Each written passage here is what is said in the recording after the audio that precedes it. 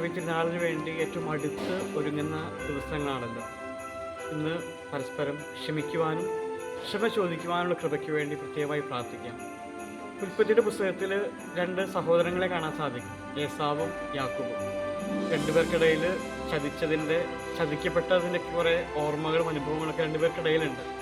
പക്ഷേ യാക്കോബ് തൻ്റെ ചേട്ടനായ ഏസാവിനോട് ക്ഷമ ചോദിക്കാൻ, അനുരഞ്ജനപ്പെടാൻ വേണ്ടി തീരുമാനമെടുക്കുന്ന ഒരു രാത്രിയുണ്ട്. ആ രാത്രി ദൈവം തന്നെ ഇറങ്ങി വന്ന് അവനെ അനുഗ്രഹിച്ച് കടന്നു പോകുന്നുണ്ട്. ക്ഷമ ചോദിച്ചിട്ടില്ല, ക്ഷമ ചോദിക്കാൻ വേണ്ടി തീരുമാനമെടുത്തിട്ടുള്ളൂ. അപ്പോഴേക്കും അവൻ ദൈവത്താൽ അനുഗ്രഹിക്കപ്പെടുകയാണ്. പിന്നീട് അവൻ ഏസാവിനെ കണ്ടുമുട്ടി ഏസാവിനോട് ക്ഷമ ചോദിക്കും. ഏസാവ് പഴയ കാര്യങ്ങളൊന്നും ഓർക്കാതെ അവനെ കെട്ടിപ്പിടിച്ച് അവനെ ആലിംഗനം ചെയ്ത് അവനെ 2 കൈ നീട്ടി അവനെ സ്വീകരിക്കുന്നുണ്ട്. ആ സമയത്ത് യാക്കോബ് ഏസാവിനോട് കാര്യങ്ങൾ പറയും, ചേട്ടൻ്റെ മുഖം ഞാൻ ദൈവത്തിൻ്റെ മുഖം കണ്ടാലെന്ന പോലെ ഞാൻ കാണുന്നത്. അങ്ങയുടെ മുഖം ദൈവത്തിൻ്റെ മുഖം പോലെയാണ് എനിക്ക് ഫീൽ ചെയ്യണത്. അത് ക്ഷമ കൊടുക്കുന്നവൻ്റെ ഒരു ഭാവമാണ്. നമ്മളൊരു വ്യക്തിയോട് ക്ഷമിക്കുമ്പോൾ അവളുടെ മുഖം ദൈവത്തിൻ്റെ മുഖം പോലെയായിട്ട് മാറും. നമ്മൾ ക്രിസ്തുമസിന് വേണ്ടിയുള്ള ഏറ്റവും അടുത്ത ഒരുക്കത്തിലാണ്. നമുക്ക് ആരുടെയും ക്ഷമ ചോദിക്കാനുണ്ടെങ്കിൽ നമുക്കൊന്ന് ചോദിക്കാം.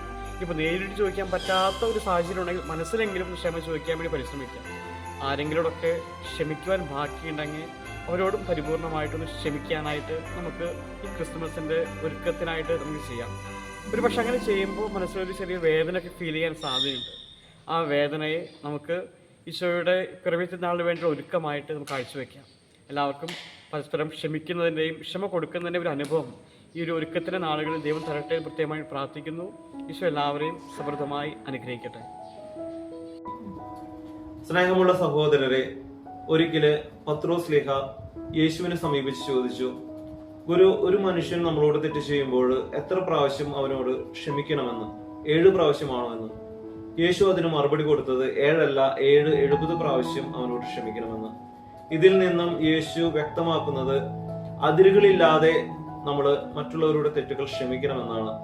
യേശു അങ്ങനെ ഒരു മാതൃകയാണ് നമുക്ക് കാണിച്ചു തരുന്നത്. ഒരിക്കലും പാപിനിയായ സ്ത്രീയുടെ പാപങ്ങൾ ക്ഷമിച്ചുകൊണ്ട് യേശു അവളെ കുറിച്ച് പറഞ്ഞത്, ഇവളുടെ നിരവധിയായ പാപങ്ങൾ ക്ഷമിക്കപ്പെട്ടിരിക്കുന്നു, കാരണം ഇവൾ അധികം സ്നേഹിച്ചു. നമ്മുടെ കുടുംബജീവിതത്തില് നമ്മളെ ഏറ്റവും കൂടുതൽ സ്നേഹിക്കുന്നത് നമ്മുടെ കുടുംബത്തിലുള്ളവരെ തന്നെയാണ്. എന്നാൽ പലപ്പോഴും അവരുടെ കുറവുകളും നമ്മൾ പ്രതീക്ഷിക്കാത്ത ചില സാഹചര്യങ്ങളൊക്കെ കാണുമ്പോൾ നമ്മൾ അക്ഷമരായിട്ട് അവരോട് പെരുമാറാറുണ്ട്. എന്നാൽ ഈ ക്രിസ്മസിന് തിരുപ്പിറവിക്കായിട്ട് ഒരുങ്ങുമ്പോൾ ക്ഷമയിലൂടെ നമുക്ക് അവരെ കൂടുതൽ സ്നേഹിക്കാനായിട്ട് പരിശ്രമിക്കാം. ഈശോ നമുക്ക് കാണിച്ചു തന്ന ക്ഷമയുടെ ആ വലിയൊരു പാഠം നമുക്ക് ജീവിതത്തിൽ അനുവർത്തമാക്കാം. പരസ്പരം ക്ഷമിച്ചും സഹിച്ചും നമ്മുടെ ജീവിതത്തെ കൂടുതൽ സന്തോഷകരമാക്കാം, സുന്ദരമാക്കാം. എല്ലാവർക്കും നല്ലൊരു ക്രിസ്മസ് കാലം ആശംസിക്കുന്നു. Merry Christmas!